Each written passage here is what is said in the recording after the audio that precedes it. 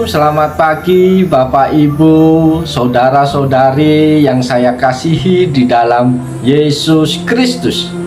Kembali di pagi hari yang indah ini, izinkan saya menyapa Bapak Ibu Saudara melalui program Motivasi Pagi.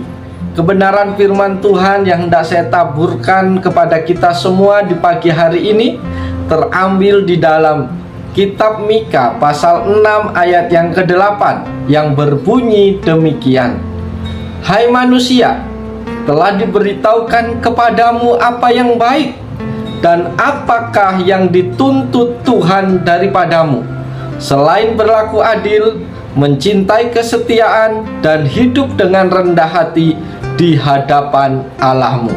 Amin. Haleluya. Puji Tuhan. Kalau pagi hari ini kembali sebelum kita beraktivitas, kita masih bisa memberikan waktu sejenak untuk mendengarkan pesan-pesan Tuhan bagi kita. Oleh sebab itu Bapak Ibu Saudara, dimanapun saja Bapak Ibu Saudara berada, mari bersama-sama kita mendengarkan pesan Tuhan pagi hari ini.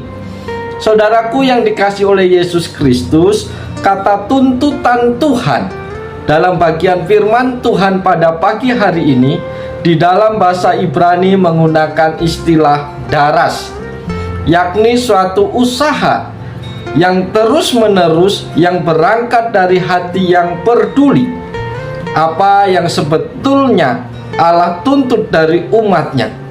Mika menyampaikan firman kepada bangsa Israel menggunakan sebuah sindiran untuk menyimpulkan apa yang mereka rela lakukan bagi Allah, yaitu memberikan korban bakaran, bahkan sampai ribuan domba jantan, seperti pengikut agama-agama kafir yang rela mempersembahkan anak-anak sulung mereka. Israel meresponi kasih Allah dengan melakukan agama lahiriah dan ritual agama yang kosong. Allah sudah memberitahukan kepada umatnya hal yang baik, apa yang baik yang Dia kehendaki, yaitu berlaku adil, mencintai kesetiaan, dan hidup dengan rendah hati di hadapan Allah. Tiga kebajikan ilahi ini bukanlah suatu teori filosofis belaka, tetapi merupakan nilai-nilai moral praktis yang lebih penting dari segala ritual keagamaan yang umat Israel jalankan. Saudara-saudara di dalam Yesus Kristus, Tuhan menuntut kita menanggapi kesetiaannya dengan daras, yaitu memiliki kepedulian dengan terus-menerus berjuang untuk berlaku adil, setia, dan rendah hati. Tiga karakter dasar Allah ini yang Allah tuntut untuk kita perjuangkan. Karakter yang selalu diharapkannya untuk bertumbuh di dalam kepribadian dan karakter kita. Saudara-saudara yang dikasihi Tuhan, mari pagi hari ini kita dengarkan apa yang Tuhan mau dalam kehidupan kita, apa yang menjadi pesan Tuhan secara khusus bagi kita pagi hari ini. Pesan yang pertama yang sungguh-sungguh harus kita perhatikan, Tuhan mau kita berlaku adil. Saudara-saudara di dalam Yesus Kristus, kita sudah cukup sering berbicara tentang keadilan. Pembicaraan secara negatif, lawan kata keadilan adalah keberpihakan, memandang muka, lihat orang, membagi-bagi orang. Inilah ketidakadilan. Yesus waktu hadir ke dalam dunia, Dia bisa bergaul dengan siapa saja.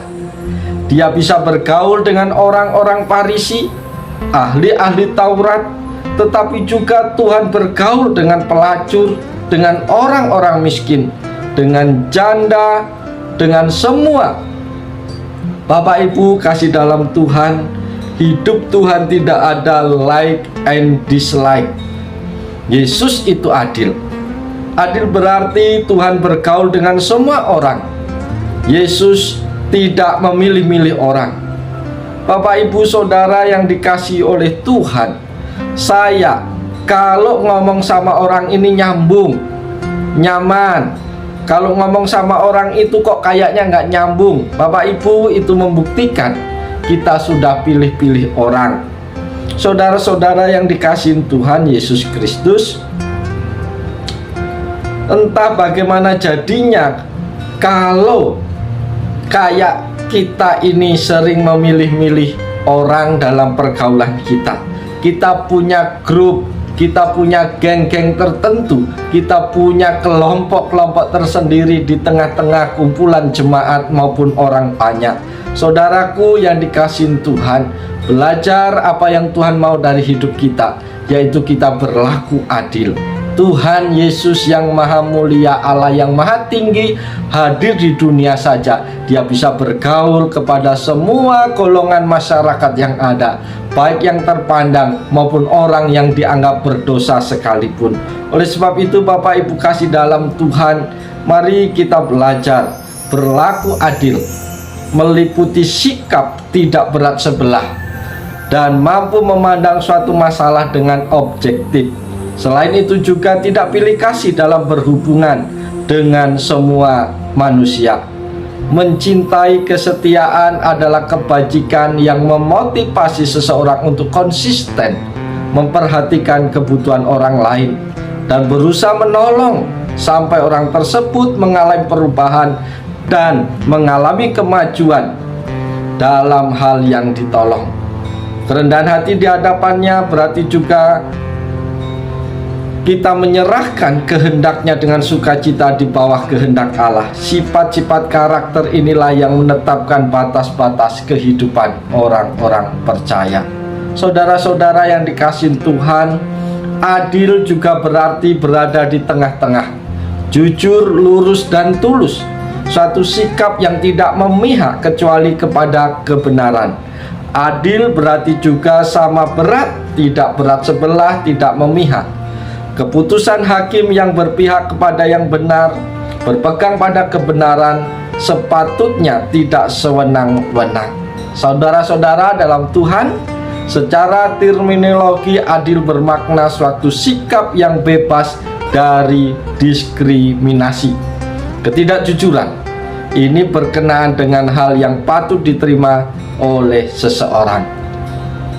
Bapak, Ibu, Saudara yang dikasihi Tuhan, inilah yang Tuhan mau, yang Tuhan tuntut dalam kehidupan kita. Yang pertama, yaitu berlaku adil.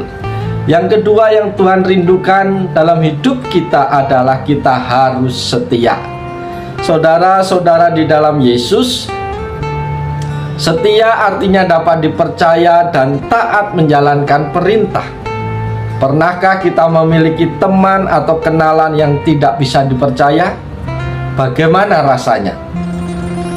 Tuhan Yesus mau kita bertanggung jawab, yaitu bisa dipercaya dan menepati janji.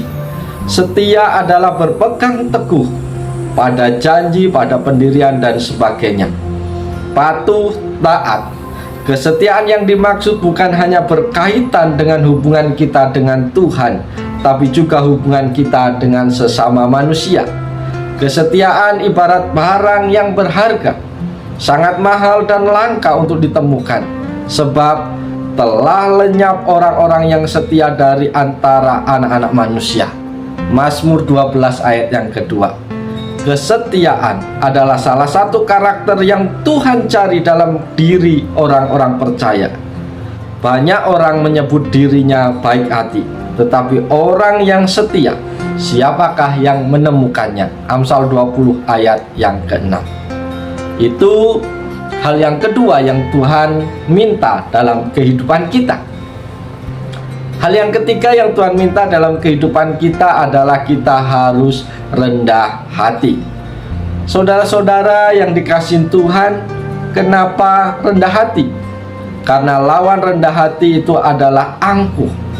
Dan Alkitab mengatakan keangkuhan merendahkan orang, tetapi orang yang rendah hati menerima pujian. Amsal 29 ayat 23. Firman Tuhan menyebutkan demikian, tetapi sayangnya kita sering kali salah kaprah.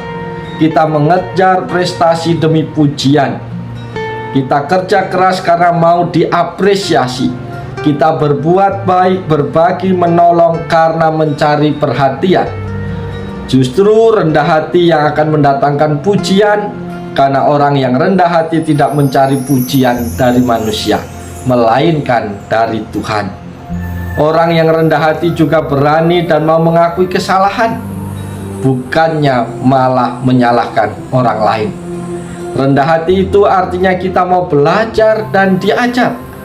Bapak, Ibu, Saudara yang dikasihi Tuhan, kekuatan yang terkendali itulah intinya. Kerendahan hati yang disebutkan dalam firman Tuhan sering dilihat sebagai sebuah kelemahan. Sesungguhnya tidaklah demikian. Kerendahan hati tidak mengurangi kekuatan atau kemampuan kita, tetapi mengizinkannya dikendalikan.